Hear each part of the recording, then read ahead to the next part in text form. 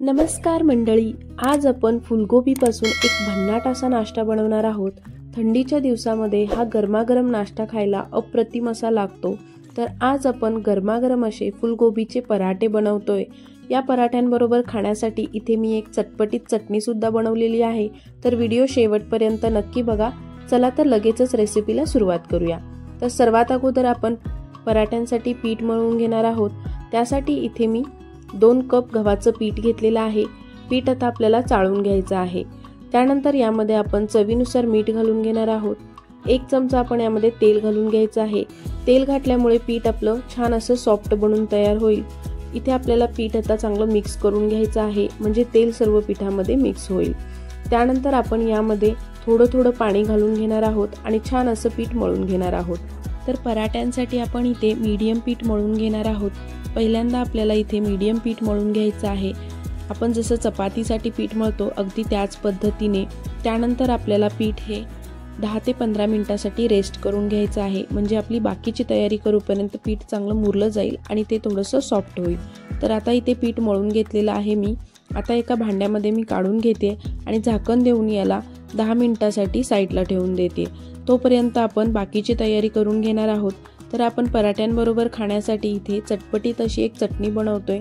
तर त्यासाठी इथे मी साहित्य घेतलं आहे। त्यामध्ये आहे 4-5 लसूण पाकळ्या, 2 हिरव्या मिरच्या घेतलेल्या आहेत, 1 मीडियम साईजचा टोमॅटो आहे आणि थोडीशी कोथिंबीर आहे। आता हे सर्व एका मिक्सरच्या भांड्यामध्ये आपण काढून घेणार आहोत। तर इथे मिक्सरच्या भांड्यामध्ये हे सर्व साहित्य काढून घेतलं। त्यामध्ये चवीनुसार मीठ घालून घ्यायचं आणि अगदी थोडीशी साखर घालायची। त्यानंतर अर्धा लिंबू इथे पिळून घ्यायचा आहे। झाकण लावून आपल्याला ह्याची बारीक पेस्ट करून घ्यायची आहे। तर इथे बघू शकता छान अशी आपली ही चटणी बनवून तयार झालेली आहे। खायला अप्रतिम अशी लागते आणि बनवायला सुद्धा खूप सोपी आहे। कोणत्याही पराठ्यांबरोबर ही चटणी खायला अगदी टेस्टी अशी लागते। तुम्ही एकदा नक्की करून बघा। आता आपण इथे फुलगोबी घेतलेला आहे। फुलगोबी आपल्याला कट करून घ्यायचा आहे। तर इथे हा अर्धा किलो फुलगोबी मी घेतलेला आहे। आता हा फुलगोबी आपल्याला कट करून घ्यायचा आहे। तर फुलगोबी कट करत असताना त्यामध्ये अळ्या वगैरे आहेत का हे चेक करायचं, कारण शक्यतो फुलगोबीमध्ये अळी वगैरे आढळतेच। तर इथे फुलगोबी मी मोठ्या साईजमध्येच कट करून घेते आणि याला आता मी स्वच्छ पाण्याने धुवून सुद्धा घेतलेला आहे। आता हा कट करून झालेला आहे। याला आपण आता एका किसणीच्या मदतीने किसून घेणार आहोत। तर इथे ना जी बारीक तोंडाची जी किसणी असते त्याने मी याला किसून घेणार आहे, म्हणजे जो फुलगोबी आहे तो एकदम बारीक असा किसला जाईल। तर इथे सर्व फुलगोबी आपण किसून घेतलेला आहे। तुम्ही बघू शकता इतकं बारीक आपल्याला करून घ्यायचं आहे। यामध्ये आता आपल्याला चवीनुसार मीठ घालून घ्यायचं आहे, म्हणजे मी 1 चमचा इथे मीठ घातलेला आहे, कारण फुलगोबीमधलं आपल्याला पाणी सर्व नितळून घ्यायचं आहे। फुलगोबी आपल्याला मिक्स करून घ्यायचं आहे आणि दोन्ही हाताच्या मदतीने आपल्याला पिळून सर्व पाणी यामधलं काढून घ्यायचं आहे। फुलगोबीमधलं पाणी काढल्यामुळे आपले पराठे आहेत ते अजिबात फाटणार नाहीत आणि जे आपण सारण बनवणार आहोत ते अगदी मोकळं बनून तयार होईल। तर इथे सर्व फुलगोबीमधलं पाणी मी काढून घेतलेलं आहे। आता आपण या स्टफिंगसाठी एक मसाला बनवून घेणार आहोत। त्यासाठी एका मिक्सरच्या भांड्यामध्ये मी 5-6 लसणाच्या पाकळ्या घालून घेतल्या, 4 हिरव्या मिरच्या घेतल्या आहेत। तुम्ही तुमच्या आवडीनुसार तिखट कमी जास्त करू शकता। त्यानंतर यामध्ये 1 चमचा धणे घालून घ्यायचे आहेत, 1 चमचा जिरे आणि हे सर्व आपल्याला आता मिक्सरला बारीक वाटून घ्यायचं आहे। तुम्ही खलबत्त्यामध्ये सुद्धा याला ठेचून घेऊ शकता। आता आपण स्टफिंग बनवून घेणार आहोत। तर त्यासाठी फुलगोबीमध्ये आपण एक बारीक चिरलेला कांदा घालून घ्यायचा आहे। कांदा इथे मी अगदी बारीक करून घेतलेला आहे, तुम्ही बघू शकता। त्यानंतर यामध्ये बारीक चिरलेली भरपूर सारी कोथिंबीर घालून घ्यायची आहे। आता इथे मी फोडणी पात्रामध्ये तेल गरम करून घेतलेलं आहे। त्यामध्ये आपण जो वाटलेला मसाला होता तो घालून घ्यायचा आहे। नंतर अगदी थोडीशी हळद घालायची आणि थोडासा गरम मसाला घालायचा आहे आणि छान अशी फोडणी चमच्याने मिक्स करून घ्यायची आहे। त्यानंतर आपल्याला ही फोडणी या मिश्रणामध्ये घालून घ्यायची आहे आणि हे सर्व मिश्रण आपल्याला आता एका चमच्याच्या मदतीने मिक्स करून घ्यायचं आहे। त्यानंतर आपण यामध्ये चवीनुसार मीठ घालून घेणार आहोत, कारण आपण अगोदर सुद्धा मीठ घातलं होतं, पण ते पाणी सर्व आपण निथळून घेतलं होतं, म्हणून पुन्हा एकदा मी यामध्ये 1 चमचा मीठ घालून घेतलेला आहे। तर इथे तुम्ही पहिल्यांदा टेस्ट करून बघा आणि त्यानंतरच मीठ घालून घ्या।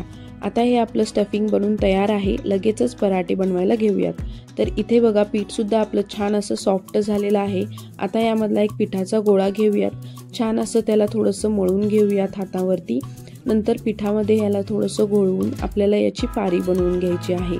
तर पारी बनवत असताना दोन्ही बोटाच्या मदतीने कडेने आपल्याला पातळ करायचं आहे आणि मध्ये थोडंसं जाड ठेवायचं आहे।